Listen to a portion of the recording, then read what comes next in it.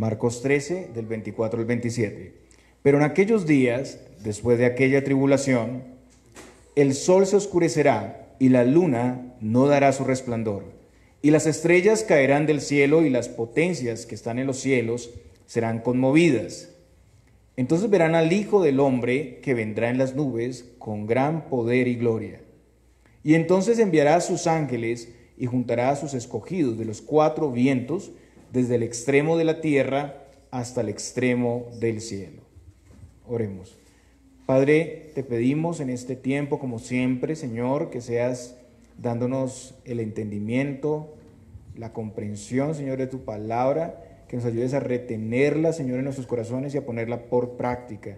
Te lo suplicamos, Señor, en Cristo Jesús. Amén. Podemos sentarnos.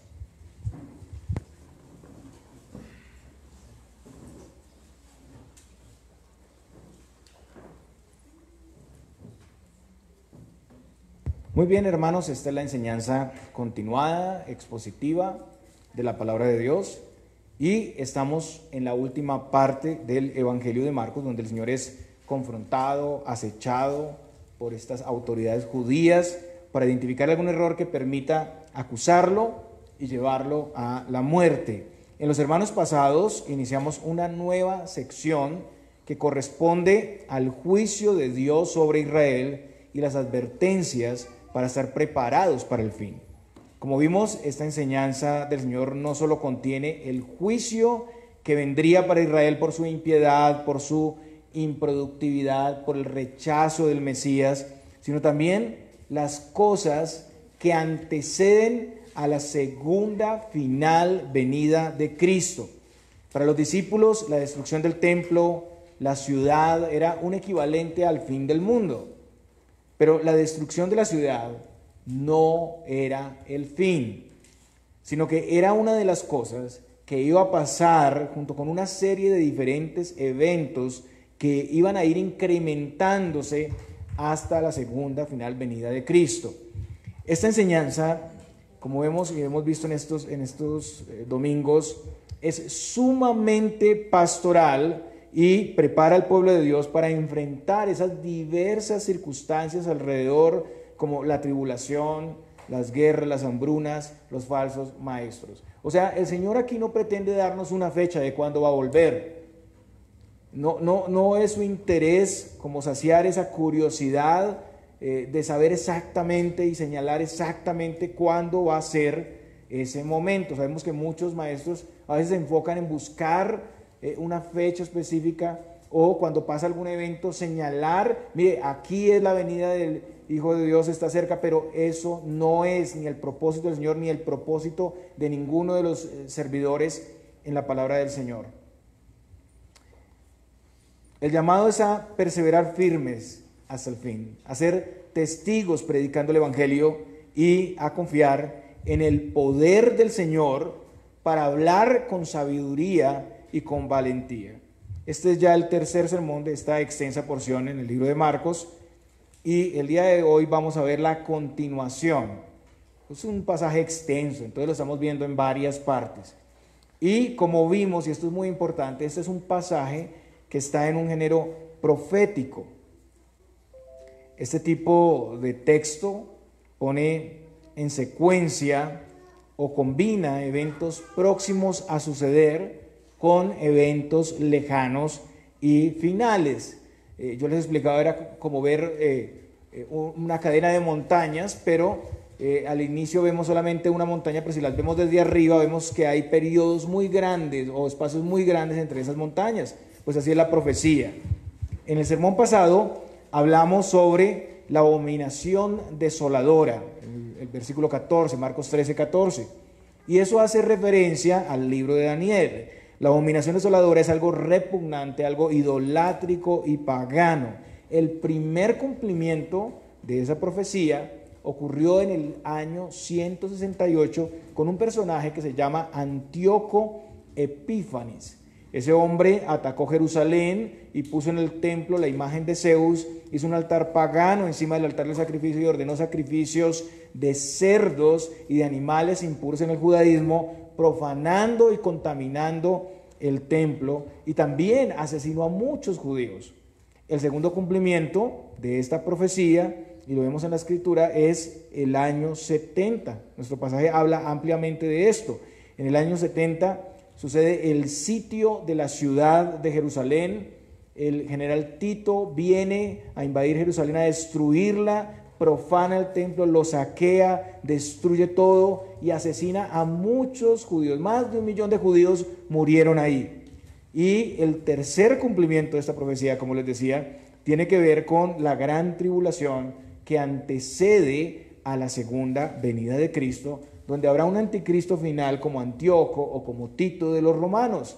Y esta profanación sucederá al final de los tiempos, y entendiendo que ya no hay un templo, es la tergiversación, la usurpación de todo lo sagrado y santo en el cristianismo, en la iglesia. Y este será un tiempo de gran angustia y persecución como ningún otro, dice aquí Marcos. Bueno, Marcos relatando las palabras de Jesús. Y ocurrirá antes del regreso final de Cristo en gloria. El día de hoy veremos los eventos portentosos que sucederán antes y después de la segunda final venida de Cristo. Vamos a hablar de todo lo que tiene que ver con la escatología bíblica, el estudio de los últimos tiempos, todo lo que continuará después de la tribulación final que vendrá sobre la tierra. Entonces vamos a nuestro texto en el versículo 24 y 25. Pero en aquellos días, después de aquella tribulación, el sol se oscurecerá y la luna no dará su resplandor, y las estrellas caerán del cielo, y las potencias que están en los cielos serán conmovidas. El Señor muestra aquí el tiempo en que esto va a pasar. Son los días de la gran tribulación, como lo vimos en Marcos 13, 19.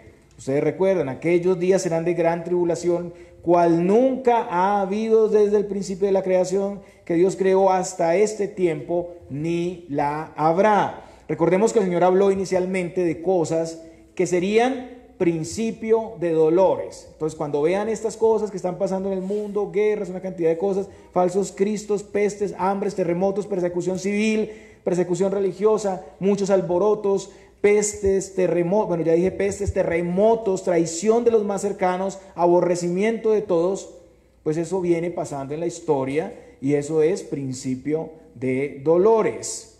Ahora, unido a esto, vemos la gran tribulación. Una persecución como nunca ha habido en la tierra, donde va a haber apostasía, que es volverse de la fe verdadera. Segunda de Tesalonicenses 2.3 habla ampliamente sobre eso. Profanación de lo sagrado, segunda de Tesalonicenses 2.4. Engaño más fuerte, días acortados por causa de los escogidos. Falsos cristos haciendo señales y prodigios. Y la manifestación del hombre de pecado. Este es el momento donde Satanás es soltado por un poco de tiempo, como vemos en Apocalipsis 20, un anticristo final, como dice Pablo también a los tesalonicenses. Y durante ese tiempo caótico y después de la tribulación aparecerán diversas señales en el cielo. Esos disturbios atmosféricos universales son señales que están antecediendo el regreso de Cristo. Y el Señor dice ahí que el sol se oscurecerá, la luna no dará su resplandor, las estrellas caerán del cielo y las potencias de los cielos serán conmovidas. Esas señales catastróficas traen un cambio dramático a la tierra y todo el universo. Es un cataclismo total. Entonces el mundo se tornará un lugar inestable, un lugar destructivo. De repente todo es tinieblas, el sol, las estrellas ya no cumplen su función. Todo lo que Dios ha dado para proveer protección y provisión y cuidado es quitado. Sin el sol no hay calor, no hay posibilidad de vida, no hay luz. Y el oscurecimiento del sol y la luna no es temporal, sino que significa el fin de su función de dar luz. Las estrellas cayendo del cielo tal vez no es algo literal, podemos inferir, algunos dicen que son meteoritos, pueden ser estrellas colapsando o desplazándose de sus lugares, y entendemos que se podrá apreciar una conmoción al mirar el cielo. Todo está en desorden, como en los días iniciales de la creación, cuando todo estaba en desorden. Todo vuelve al caos total. Y en el pasaje paralelo en Lucas, adicionalmente dice lo siguiente, voy a leer Lucas 21, los versículos 25 al 26. Y en la tierra, angustia de las gentes, confundidas a causa del bramido del mar y de las olas, desfalleciendo los hombres por el temor y la expectación de las cosas que sobrevendrán en la tierra, porque las potencias de los cielos serán conmovidas. Lucas 21, los versículos 25 al 26. Vemos que aquí la reacción de las personas, ¿no?, es angustia de toda la gente, habrá confusión. Dice aquí que es por el bramido, el sonido del mar y de las olas, y los hombres se desmayarán por miedo a las cosas que vendrán. Todas esas señales muestran el fin de todos los beneficios de la gracia común que Dios estaba dando y había mantenido a todos los pecadores mientras escuchaban su testimonio. Hay varios textos del Antiguo y del Nuevo Testamento que muestran claramente esta terrible situación de los hombres en estos momentos. Por ejemplo, Isaías. Y bueno, en este sermón voy a citar muchos textos, es diferente a otros sermones porque quiero que ustedes vean muy bien en detalle todo lo que ocurre aquí. Isaías 13 del 6, vamos a mirar hasta el versículo 13. Isaías 13 del 6 al 13. Escuchemos. Aullad, porque cerca está el día de Jehová. Vendrá como asolamiento del Todopoderoso. Por tanto, toda mano se debilitará y desfallecerá todo corazón de hombre. Y se llenarán de terror, angustias y dolores se apoderarán de ellos. Tendrán dolores como mujer de parto. Se asombrará cada cual al mirar a su compañero, sus rostros de llamas. He aquí el día de Jehová viene, terrible y de indignación y ardor de ira, para convertir la tierra en soledad y raer de ella a sus pecadores. Por lo cual las estrellas de los cielos y sus luceros no darán su luz, y el sol se oscurecerá al nacer, y la luna no dará su resplandor. Y castigaré al mundo por su maldad, y a los impíos por su iniquidad, y haré que cese la arrogancia de los soberbios, y abatiré la altivez de los fuertes. Haré más precioso que el oro fino al varón, y más que el oro de Ofir al hombre, porque haré estremecer los cielos, y la tierra se moverá de su lugar en la indignación de Jehová de los ejércitos, y en el día del ardor de su ira. Bueno, eso muestra más cosas que sucederán, ¿no? La tierra moviéndose de su lugar, una cantidad de cosas críticas sobre la tierra. Isaías anuncia más adelante en el capítulo 34, los versículos 1 al 4, que será un tiempo de muerte y destrucción.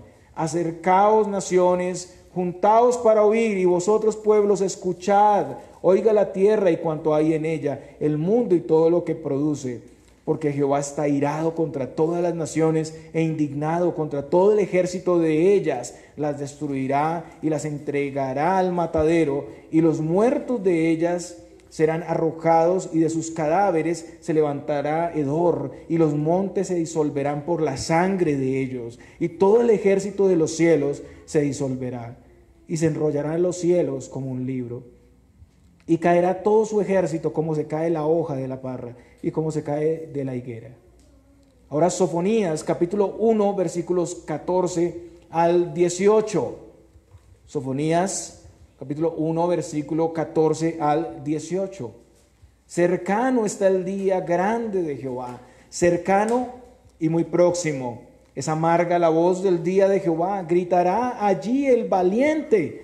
Día de ira aquel día, día de angustia y de aprieto, día de alboroto y de asolamiento, día de tiniebla y de oscuridad, día de nublado y de entenebrecimiento, día de trompeta y de algazara sobre las ciudades fortificadas y sobre las altas torres. Y atribularé a los hombres y andarán como ciegos porque pecaron contra Jehová, y la sangre de ellos será derramada como polvo y su carne como estiércol. Y ni su plata ni su oro podrá librarlos en el día de la ira de Jehová, pues toda la tierra será consumida con el fuego de su celo, porque ciertamente destrucción apresurada hará de todos los habitantes de la tierra. Ahora Apocalipsis capítulo 6 hace eco en todas estas palabras. Estaba profetizado en el Antiguo Testamento, y ahora en el Nuevo Testamento Juan dice: miré cuando abrió el sexto sello, Y he aquí hubo un gran terremoto, y el sol se puso negro como tela de cilicio, y la luna se volvió toda como sangre. Y las estrellas del cielo cayeron sobre la tierra como la higuera deja caer sus higos cuando es sacudida por un fuerte viento. Y el cielo se desvaneció como un pergamino que se enrolla, y todo monte y toda isla se removió de su lugar.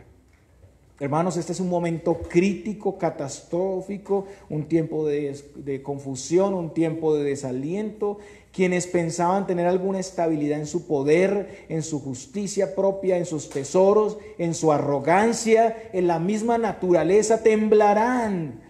Descubrirán que no hay manera de escapar, no hay un lugar en la tierra, ni en el mar, ni en el espacio que ofrezca estabilidad. A veces en las películas que muestran estos cataclismos siempre hay una salida, ¿no? Hay una forma de escaparse, y arman un arca, y arman una nave, y todos huyen a otro lugar, pero ni en el espacio, ni en la tierra, ni en el mar, ni en el aire, no hay lugar donde escapar.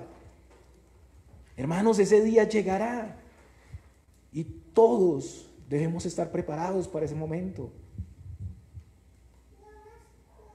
Por eso hoy es anunciado el Evangelio del Reino, para que escuchando y creyendo en la vida y obra de Cristo, los suyos sean preservados del día de la ira. Versículo 26. Entonces verán al Hijo del Hombre, que vendrá en las nubes con gran poder y gloria. En medio de toda esa conmoción aparece el Señor Jesús viniendo en las nubes. Y estas palabras hacen referencia a Daniel, el capítulo 7, versículo 13, donde se habla del Hijo de Hombre. Y también nos muestra las palabras de los ángeles, nos muestra las palabras de los ángeles a los discípulos cuando el Señor ascendió a los cielos. Ustedes recuerdan en la ascensión, Hechos 1:11. Varones Galileos, ¿por qué estáis mirando al cielo? Este mismo Jesús que ha sido tomado de vosotros al cielo, así vendrá como le habéis visto ir al cielo.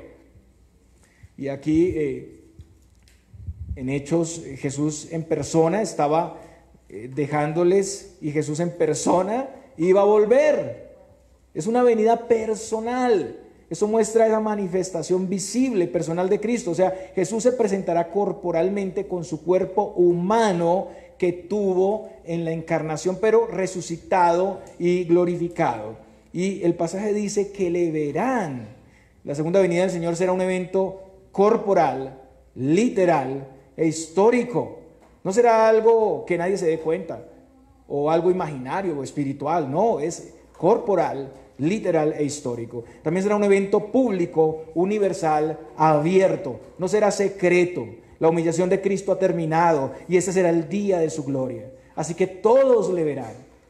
En Lucas 17:24 dice: porque como el relámpago que al fulgurar resplandece de un extremo del cielo hasta el otro, así también será el Hijo del Hombre en su día. O sea, su aparición será repentina, como sucede un relámpago, pero como ladrón, eso es como ladrón en la noche, pero visible para todo el mundo. En Apocalipsis 1:7 dice algo similar: he aquí que viene con las nubes, y todo ojo le verá, y los que le traspasaron y todos los linajes de la tierra harán lamentación por él. Sí, amén. Las nubes son el signo visible con lo que Dios ostenta su majestad. Es señal de la presencia del Padre, como pudimos verlo en el bautismo, una voz desde los cielos, o en la transfiguración. El Salmo 104:3 dice: el que pone las nubes por su carroza, el que anda sobre las alas del viento. Y esta es una manifestación entonces grandiosa, donde su poder se percibe claramente. Él llega desde las nubes. Eso muestra su supremacía sobre la creación, su dominio y soberanía sobre todas las cosas. Muestra que Él ha ordenado la conmoción que está sucediendo en los cielos, en la tierra. Él está por encima del sol, de la luna, de las estrellas y de toda la creación.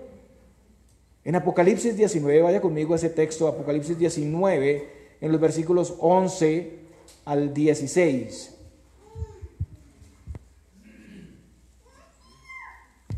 Apocalipsis 19, los versículos 11 al 16 dice: entonces vi el cielo abierto, y he aquí un caballo blanco, y el que lo montaba se llamaba Fiel y Verdadero, y con justicia juzga y pelea. Sus ojos eran como llamas de fuego, y había en su cabeza muchas diademas, y tenía un nombre escrito que ninguno conocía sino él mismo. Y los ejércitos celestiales, vestidos de lino finísimo, blanco y limpio, le seguían en caballos blancos. De su boca salió una espada aguda para herir con ella a las naciones, y él las regirá con vara de hierro, y él pisa el lagar del vino del furor de la ira del Dios Todopoderoso. Y en su vestidura y en su muslo tiene escrito este nombre: Rey de Reyes y Señor de Señores. Y este pasaje contrasta con la entrada triunfal a Jerusalén en un burrito, ¿cierto? Ahora el Señor llega al mundo en un caballo blanco, símbolo de poder, de batalla, pero también de santidad. Y va acompañado de sus ejércitos de ángeles como su guardia personal. Segunda de Tesalonicenses 1:7 dice: cuando se manifiesta el Señor Jesús desde el cielo con los ángeles de su poder. También no solamente hay ángeles, sino arcángeles. Primera de Tesalonicenses 4:16, porque el Señor mismo, con voz de mando, con voz de arcángel y con trompeta de Dios, descenderá del cielo. Sus ojos son aquí como llama de fuego, y eso nos muestra su ira contra sus enemigos y su ira contra el pecado. Las muchas diademas representan la supremacía de Cristo en el universo. Este será el día de la ira del Señor.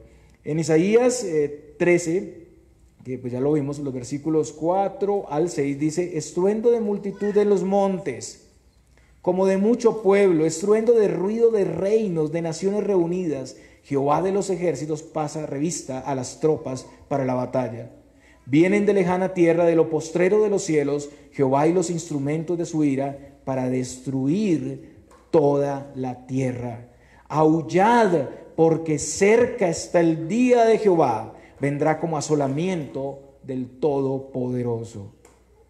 El Señor viene a hacer juicio sobre todos sus enemigos. En este momento ya no habrá oportunidad para el arrepentimiento. El lamento de los hombres será extremo, será por razón de evidenciar el juicio que les esperan. Están delante del Rey de Reyes, el Señor de Señores, el Juez de la tierra, y ya ha pasado el tiempo de su paciencia, ya ha pasado el tiempo de su misericordia. Ellos desperdiciaron todo ese tiempo. Ese será un día terrible para los impíos. Ellos podrán recordar cuando rechazaron al Mesías que se les ofrecía, cuando se refugiaron en sus propios razonamientos, cuando cambiaron la verdad de Dios por la mentira y fueron idólatras. En ese momento todos reconocerán y se doblarán las rodillas ante Cristo. Pero será tarde. Será tarde. Porque el Señor viene a aplastar el lagar de la ira de Dios. Y sus vestidos se untarán de sangre de las gentes. Ese es el juicio que vendrá sobre la tierra. Él viene a hacer justicia a los justos que han sido perseguidos y asesinados por su testimonio, a dar retribución a los impíos. En Apocalipsis 6, los versículos 15 al 17 leemos: y los reyes de la tierra, y los grandes, los ricos, los capitanes, los poderosos, y todo siervo y todo libre, se escondieron en las cuevas y entre las peñas de los montes, y decían a los montes y a las peñas: caed sobre nosotros, y escondednos del rostro de aquel que está sentado sobre el trono, y de la ira del Cordero. Porque el gran día de su ira ha llegado, y ¿quién podrá sostenerse en pie? Noten que aquí se habla de personas de todos los contextos, los grandes, los ricos, pero también los pobres, los siervos, los libres. Todos están aquí y tienen algo en común: se esconden del Señor, son reos de condenación. Esos hombres ahora quieren huir de la presencia de Dios, pero no les es posible. Hermanos, el día del Señor será un día terrible, pero también victorioso. Su supremacía será revelada abiertamente a todos. Su justicia será vindicada. Por eso debemos estar expectantes a su venida. Pero no solo eso, sino que tenemos que estar preparados, porque todo se cumplirá. Dios no tendrá por inocente al culpable. Nadie podrá escapar de ese gran juicio. Pablo dice a los tesalonicenses en el capítulo 5, los versículos 1 al 3, pero acerca de los tiempos y de las ocasiones, no tenéis necesidad, hermanos, de que yo os escriba, porque vosotros sabéis perfectamente que el día del Señor vendrá así como ladrón en la noche, que cuando digan paz y seguridad, entonces vendrá sobre ellos destrucción repentina, como los dolores a la mujer encinta, y no escaparán. No escaparán. Hermanos, no podemos distraernos, no podemos desatender sus advertencias, no podemos descuidar nuestra firmeza. En Lucas, el pasaje paralelo, Lucas 21, los versículos 33 al 36, dice: el cielo y la tierra pasarán, pero mis palabras no pasarán. Mirad también por vosotros mismos, que vuestros corazones no se carguen de glotonería y embriaguez y de los afanes de esta vida, y venga de repente sobre vosotros aquel día, porque como un lazo vendrá sobre todos los que habitan sobre la faz de toda la tierra. Velad pues en todo tiempo, orando que seáis tenidos por dignos de escapar de todas estas cosas que vendrán y de estar en pie delante del Hijo del Hombre. Hermanos, hay muchas cosas que nos pueden distraer, esclavizar y finalmente desviar de la firmeza. No podemos descuidar nuestra vigilancia, no podemos dejar que la vida terrenal, carnal, hedonista, que los afanes de este mundo absorban nuestras vidas al punto de hacernos olvidar que hay que estar preparados.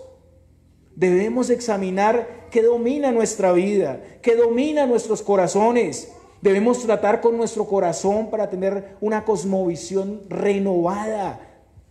Y el día es hoy, cuando se predica el Evangelio. Hermanos, miremos que estemos preparados para ese gran día, que ese día no nos sorprenda. En el libro de Tesalonicenses, primera carta, capítulo 5, versículos 8 al 10, dice: pero nosotros, que somos del día, seamos sobrios, habiéndonos vestido con la coraza de fe y de amor, y con la esperanza de salvación como yelmo. Porque no nos ha puesto Dios para ira, sino para alcanzar salvación por medio de nuestro Señor Jesucristo, quien murió por nosotros, para que ya sea que velemos o que durmamos, vivamos juntamente con Él. Hoy sigue siendo el día de la paciencia de Dios. Así que cualquiera que escuche este mensaje, no espere al último momento, sino venga con urgencia, venga ahora a Cristo y reciba perdón de pecados y vida eterna. Cristo en su vida y obra ha provisto ya esa salvación, es gratis. Vengan y sean salvos de la ira venidera, escapen de todas las cosas terribles que vendrán. Vengan y reciban de gracia esa vida eterna en Cristo Jesús. Y ahora, volviendo al versículo 27, vemos que en el mismo evento de la segunda venida de Cristo, inmediatamente después de su aparición en las nubes, ocurre algo más, y esto es llamado el arrebatamiento de la iglesia. Versículo 27, y entonces enviará a sus ángeles y juntará a sus escogidos de los cuatro vientos, desde el extremo de la tierra hasta el extremo del cielo. Entonces el Señor de las nubes envía a sus ángeles para juntar a todos los escogidos de todos los lugares del mundo. La iglesia es universal. Y habrá resurrección de justos e injustos. Juan 5, del 28 al 29 dice: no os maravilléis de esto, porque vendrá hora cuando todos los que están en los sepulcros oirán su voz, y los que hicieron lo bueno saldrán a resurrección de vida, mas los que hicieron lo malo a resurrección de condenación. Unos resucitarán para gloria, otros para vergüenza y confusión perpetua, como también en el Antiguo Testamento el profeta Daniel lo anunciaba. Y muchos de los que duermen en el polvo de la tierra serán despertados, unos para vida eterna y otros para vergüenza y confusión perpetua. Los entendidos resplandecerán como el resplandor del firmamento, y los que enseñan la justicia a la multitud como las estrellas a perpetua eternidad. Entonces, como vemos aquí, los justos serán recogidos para un destino glorioso y eterno, pero los injustos serán recogidos para condenación. Mire Mateo 13 del 41 al 42. Ese es un pasaje también muy importante en la escatología ojalá pudiéramos sacar el tiempo para estudiarlo en nuestras casas a conciencia, con toda tranquilidad, todo el capítulo. Mateo 13, 41, 42 dice: y enviará el Hijo del Hombre a sus ángeles y recogerán de su reino a todos los que sirven de tropiezo y a los que hacen iniquidad, y los echarán en el horno de fuego. Allí será el lloro y el crujir de dientes. Entonces ambos grupos resucitarán, ambos grupos tendrán un destino eterno, pero los destinos serán diferentes. Quienes vivieron en Cristo resucitarán para vida eterna en la gloria del Señor, y los que murieron en sus pecados serán resucitados para ser enjuiciados e ir al infierno. Pablo enseña a los tesalonicenses el orden en que todo esto pasará. Vamos a ir a Primera de Tesalonicenses, capítulo 4, los versículos 14 al 17. Primera de Tesalonicenses, capítulo 4, los versículos 14 al 17. Porque si creemos que Jesús murió y resucitó, así también traerá Dios con Jesús a los que durmieron en él. Por lo cual os decimos esto en palabra del Señor, que nosotros que vivimos, que habremos quedado hasta la venida del Señor, no precederemos a los que durmieron. Porque el Señor mismo, con voz de mando, con voz de arcángel y con trompeta de Dios, descenderá del cielo, y los muertos en Cristo resucitarán primero. Luego nosotros, los que vivimos, los que hayamos quedado, seremos arrebatados juntamente con ellos en las nubes para recibir al Señor en el aire. Y así estaremos siempre con el Señor. Entonces Pablo enseña que los muertos en Cristo resucitarán primero, que los que estén vivos en ese momento serán glorificados y arrebatados para ir con el Señor. Recordemos que para este momento habrá creyentes vivos, no todos habrán muerto, pero aunque no resuciten, sí serán transformados. Eso lo dice Pablo en 1 Corintios 15, 51. Y aquí os digo un misterio: no todos dormiremos, pero todos seremos transformados. Entonces los cuerpos de los creyentes son aquí cuerpos incorruptibles, son aquí cuerpos inmortales. Los creyentes glorificados se unen a los resucitados en las nubes para recibir al Señor en el aire, y los no creyentes con vida hasta ese momento verán todo ese acontecimiento y solo esperarán su condenación. Pablo dice a los corintios en 1 Corintios 15, 52: en un momento, en un abrir y cerrar de ojos, a la final trompeta, porque se tocará la final trompeta, y los muertos serán resucitados incorruptibles, y nosotros seremos transformados.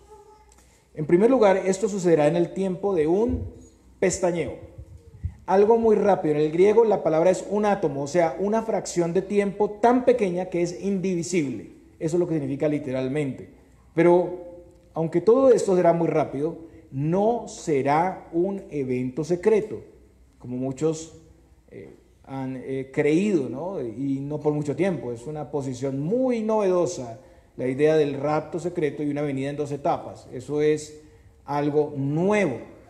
Pero lo que han creído los creyentes a través de la historia, en la mayoría de tiempo, hasta los años 1800 y hasta el día de hoy, es una segunda venida única, donde ocurre todo esto, y no un rapto secreto, sino un evento que es portentoso, público, visible y audible, porque se tocará la trompeta. Eso es un anuncio. La trompeta se usaba para convocar al pueblo y para reunir un ejército. La venida del Señor será un evento mundial, visible y audible, y aquí está la trompeta final. La resurrección tendrá lugar en el día del juicio. La venida del Señor marca el fin de este siglo y el fin del mundo. Y aquí el vocablo en 1 Tesalonicenses 4:17, que se usa para hablar de recibir al Señor en el aire, esa palabra es encuentro con el Señor, es la palabra griega apantesis, que se traduce como un encuentro amistoso. es el término usado en relación con la llegada de un alto dignatario a quien el pueblo sale a dar la bienvenida para regresar con él al lugar al que se dirige, y el Señor se dirigirá después de esto a hacer juicio en la tierra. Entonces aquí no hay posibilidad de que haya un espacio más después de esto de 7 años, como algunos sugieren, sino que cuando sea la segunda venida de Cristo ya no hay otro plan, no hay plan B, es el final. Entonces, después de este evento solo puede seguir el fin, solo hay una segunda venida, y en ese mismo día hay un solo momento de resurrección física de creyentes y no creyentes, sin diferencia entre judíos o gentiles, y con este acto histórico y trascendental, la muerte será destruida. Después de la resurrección y la glorificación de los creyentes, Cristo completará su descenso a la tierra, donde ejecutará el juicio final o el juicio del gran día. Y este será el día cuando el Hijo del Hombre se sentará en su trono y serán reunidas delante de él todas las naciones para el juicio. Habrá separación de ovejas y de cabritos, como también el pasaje paralelo Mateo 25, más adelante, Mateo 25, 31 al 46 nos dice. Las ovejas son ahí los que pertenecen al Padre desde la fundación del mundo, los escogidos, que le fueron dados a Jesús y oyeron su voz y le siguieron. En otras palabras, los creyentes nacidos de nuevo, es la iglesia del Señor. ¿Quiénes son los cabritos? Los cabritos son los que no pertenecen al Señor, los pecadores que rechazaron el Evangelio. Los cabritos irán al castigo eterno y las ovejas irán a la vida eterna. En el libro de Judas también vemos que en este juicio también los ángeles, no solamente los impíos, serán juzgados. Judas 1:6 muestra eso, usted lo puede leer en su casa. Judas 1 del 14 al 15 dice, de los cuales también profetizó Enoc, séptimo desde Adán, diciendo, he aquí el Señor es venido con sus santos millares a hacer juicio contra todos y a dejar convictos a todos los impíos, de entre ellos tocante a todas sus obras de impiedad que han hecho impíamente y a todas las cosas duras que los pecadores impíos han hablado contra él. No habrán 3 juicios, ni 3 etapas de juicio, sino solamente un día, un juicio en el que Dios juzgará ¿a cuántos? A todos, sin diferencia entre judíos y gentiles. En Hechos 17:31 también vemos que Dios ha establecido un solo día, no 2 ni 3. El mismo pasaje lo dice literalmente, por cuanto ha establecido un día en el cual ha de juzgar al mundo con justicia por aquel varón al cual determinó dando fe a todos con haberle levantado de los muertos. Juzgará a todos en el mismo día, que es el día postrero, el día final, cuando ocurre también la resurrección y la glorificación. Como vemos aquí en su venida, los grandes enemigos de Cristo son destruidos. ¿Cuáles son esos enemigos? El pecado, la muerte y Satanás. El pecado y la muerte son destruidos. En 1 Corintios 15, del 53 al 56, como les dije, vamos a ver varios textos en particular en este sermón, no lo hacemos siempre así, pero quiero que ustedes escuchen esto y tengan un orden claro de cómo suceden estos eventos, sobre todo porque la mayoría de iglesias tienen posiciones escatológicas que no son bíblicas y muy populares, ¿no? Por algunos Biblias de estudio como la Biblia de Scofield, por personajes como John Nelson Darby y Hermy en el siglo XIX, que se les ocurrió una nueva posición, como si la iglesia nunca hubiera tenido una posición clara, pero es una posición completamente equivocada, y tengo que decirlo, es el premilenialismo dispensacionalista. Entonces, por eso es necesario hacer un estudio más detallado, y bueno, tenemos el tiempo y la oportunidad para hacerlo hoy, porque es necesario que esto corruptible se vista de incorrupción y esto mortal se vista de inmortalidad. Y cuando esto corruptible se haya vestido de incorrupción y esto mortal se haya vestido de inmortalidad, entonces se cumplirá la palabra que está escrita: sorbida es la muerte en victoria. ¿Dónde está, oh muerte, tu aguijón? ¿Y dónde, oh sepulcro, tu victoria? Ya que el aguijón de la muerte es el pecado y el poder del pecado, la ley. Entonces Pablo aquí se burla de la muerte y le está preguntando, ¿dónde está su victoria? La muerte ha sido tragada en victoria, la muerte ya no tiene poder y no puede atemorizar a los creyentes. El sepulcro ya no puede retener a los creyentes que han muerto. ¿Y cómo ha sido sorbida en victoria? Pues Cristo llevó nuestra condición y muerte Él venció resucitando de entre los muertos, Él conquistó la muerte por nosotros, Él nos imputó su justicia y en el día de la resurrección su victoria se aplicará a nosotros. Resucitaremos con Él. En ese momento la muerte será tragada por la victoria de Cristo. Y eso quiere decir que tendremos cuerpos glorificados, cuerpos que no pecan, no existirá pecado. Entonces la muerte no tendrá poder sobre nosotros. Ningún creyente volverá a morir. El aguijón puede ser el de un animal venenoso, un escorpión que al picar produce la muerte. Aquí la muerte ha perdido su aguijón, que es el pecado. La muerte no tendría poder para dañarnos si no fuera por el pecado. Sin el pecado no hay muerte. La paga del pecado es la muerte. Pablo dice que el poder del pecado es la ley. La ley sentencia, condena al pecador a la muerte. Pero la ley no puede enjuiciarnos porque tenemos la justicia de Cristo. Y esta es una realidad en ese momento. Desde este momento. Porque para los que están en Cristo no hay condenación. Los que hemos confiado en Cristo no tenemos condenación. Romanos 8:1 dice eso. Cristo ha vencido por nosotros. Lo que era imposible para el hombre, Dios lo ha logrado. Y esa victoria se verá y experimentará en plenitud en ese día final. Ahora, Satanás también es derrotado.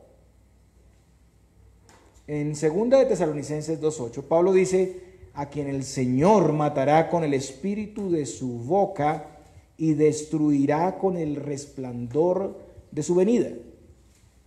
Ese enemigo que se hacía pasar por Cristo, que hacía señales y engañaba a las naciones, no puede ni siquiera dar la batalla aquí. Es muerto y derrotado con el espíritu de su boca y solamente con el resplandor de su venida, la luz de su venida. Eso destruye a Satanás. Tanto que se habla de la batalla de Armagedón, sí, ahí está en la escritura, muestra cómo será, pero mire cómo se resuelve esta batalla. Esto no es una batalla de iguales. El soplo del Señor y el resplandor de su venida. El enemigo es condenado, en Apocalipsis 20:10 vemos, para siempre. Y el diablo que los engañaba fue lanzado en el lago de fuego y azufre, donde estaban la bestia y el falso profeta, y serán atormentados día y noche por los siglos de los siglos. Al satisfacer las demandas de la ley, Cristo destruyó el poder del pecado, y al destruir el poder del pecado despojó del aguijón de poder a la muerte. Cristo con su muerte destruyó al que tenía el imperio de la muerte, al diablo. Entonces ya él no tiene poder para atacar a los creyentes. La muerte no tiene poder para dañar a su pueblo. Pero no solo esto, sino que además nos restaura de la condición del pecado y de sus consecuencias a su semejanza, a un estado incluso que es superior al de Adán antes de la caída. Con la resurrección y glorificación y la supresión de los enemigos de Cristo, en su venida vendrá el fin.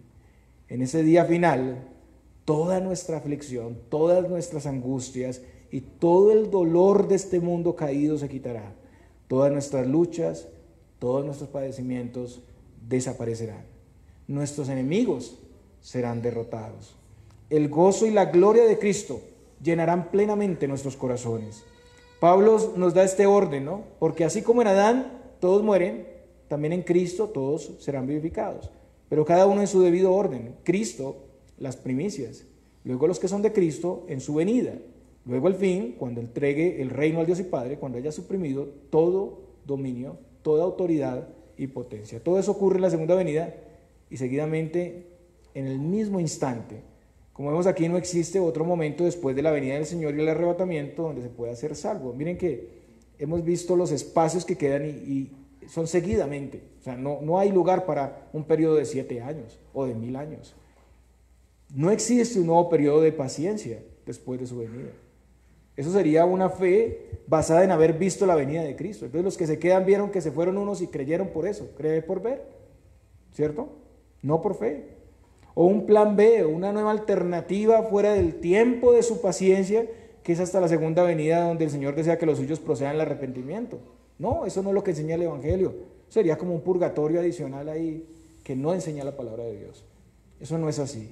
Quienes son recogidos, glorificados aquí, son primero los creyentes, los muertos en Cristo y luego los que estén con vida, pero los que los que no son los reprobados, son reos de condenación. Acá son los que no son recogidos, o los que no son glorificados, que quedan en la tierra. Los dejados atrás, como en algunas películas modernas que pues dan a entender que tienen otra oportunidad, seguirán más bien al juicio y la condenación. Cuando venga el Señor por segunda vez, entonces será un solo evento, será el fin del mundo, y ya no habrá otro tiempo para arrepentirse. Además, la misma tierra será destruida con fuego, segunda de Pedro 3, del 9 al 10. Y finalmente habrá cielos nuevos y tierra nueva. Hermanos, este pasaje nos muestra que no somos de aquí.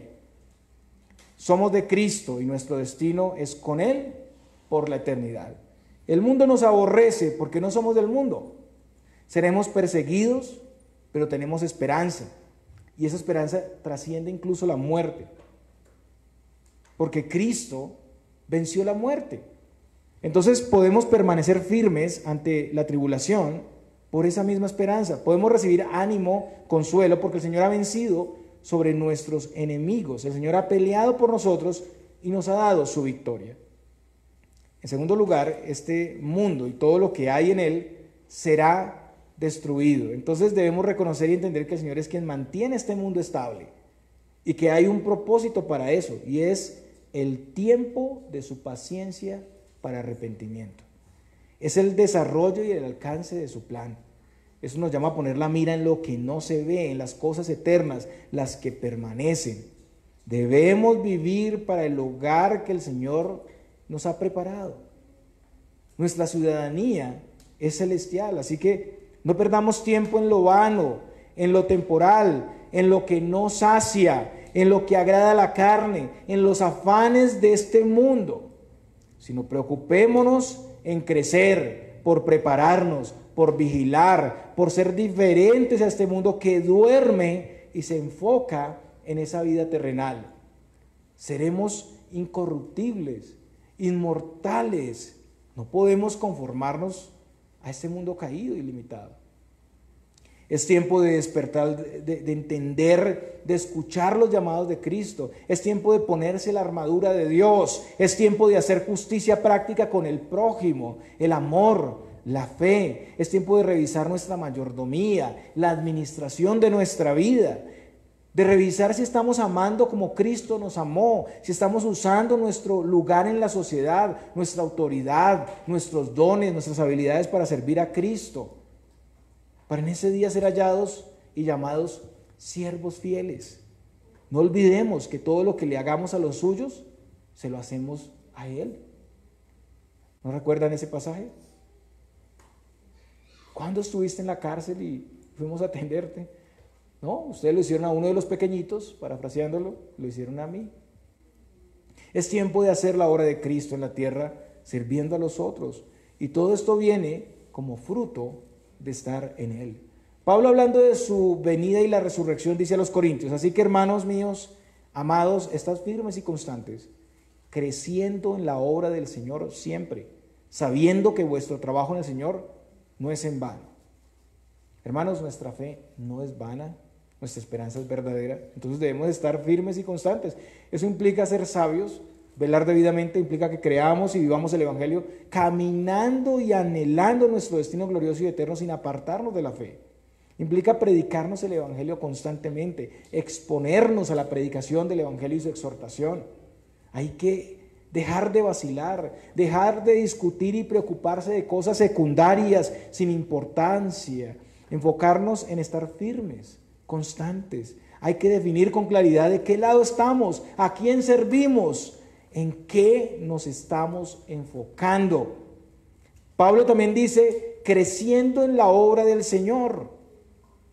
Nuestro servicio al Señor debe abundar, debe crecer. Eso es lo que produce el entendimiento de la segunda venida de Cristo.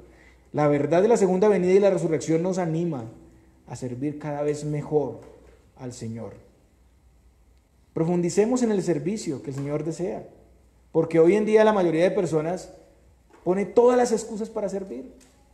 Quieren evitar el sufrimiento, la abnegación, y no se dan cuenta que eso hace parte del servicio. de la vida cristiana. En cualquier área de servicio hay algo que sacrificar: tiempo, comodidad, energía.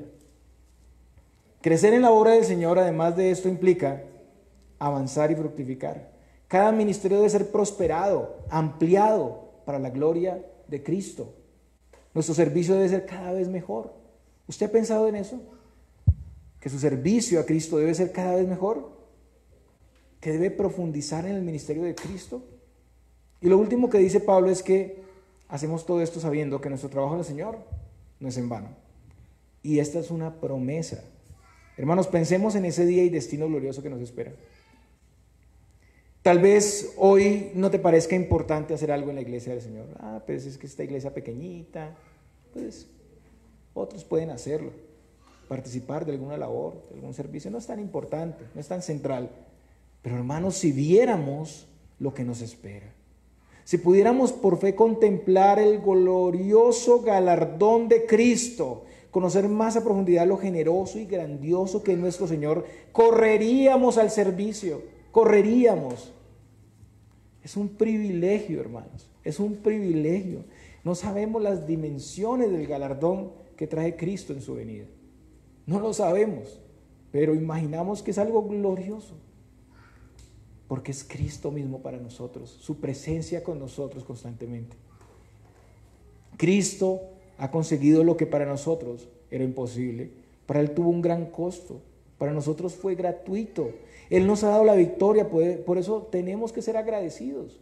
Y ser agradecidos se puede mostrar en la vida de servicio y de adoración.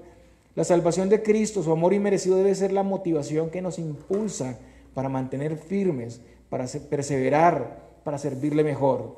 Por último, estamos llevando su mensaje, porque es inconsecuente que una salvación tan grande sea escondida de todos. Si usted sabe de este día terrible y tiene la solución, la provisión para escapar, lo mínimo que debería hacer es correr y avisar a los que están en peligro. Incluso en las películas de Hollywood vemos que alguien le avisa a otros: venga, que aquí hay un lugar donde se puede escapar. Pero nosotros, siendo creyentes y conociendo la gravedad, el día de la ira del Señor, y nos quedamos callados, no decimos nada. Es increíble que un creyente pueda decir amar a alguien o ser incluso amigo de alguien y no avisarle del peligro que se acerca y deleitarse en cosas periféricas y seculares, no llamarle y hacer todo lo necesario para arrebatarlo de la condenación que le espera. Tenemos que hablar, debemos compadecernos, debemos ser sensibles a la necesidad más grande y asumir nuestro rol de ser luz. Hermanos, la venida del Señor está cerca. ¿Estamos preparados? Él ha triunfado, su victoria está asegurada y la de su pueblo. ¿Estamos preparados? El Señor les bendiga. Oremos. Padre, gracias por tu palabra. Queremos pedirte que seas obrando en nuestros corazones, que pongas temor y temblor en nosotros para apreciar este evangelio glorioso que has traído a nuestra vida. Que podamos hacer una diferencia con este mundo limitado, terrenal, perecedero, y pongamos la vista en ese destino eterno glorioso que nos espera. Ayúdanos en nuestra debilidad, ten misericordia de nosotros. Y si hay alguien aquí que está dudando, Señor Dios, obra en su corazón. Te lo suplicamos, Dios, te lo suplicamos. Ayúdanos, Señor, a salir con una conciencia mayor de este día terrible y final. Y que podamos, Señor, cada día temer más a ti, acercarnos con mayor temor, con mayor reverencia a ti, Señor Dios, confiando en tus promesas, pero también perseverando, Señor, en esa voluntad que tú tienes para nosotros. Te lo pedimos, Señor, en Cristo Jesús. Amén. Muy bien, hermanos, junto con la palabra de Dios, vamos a tomar el sacramento.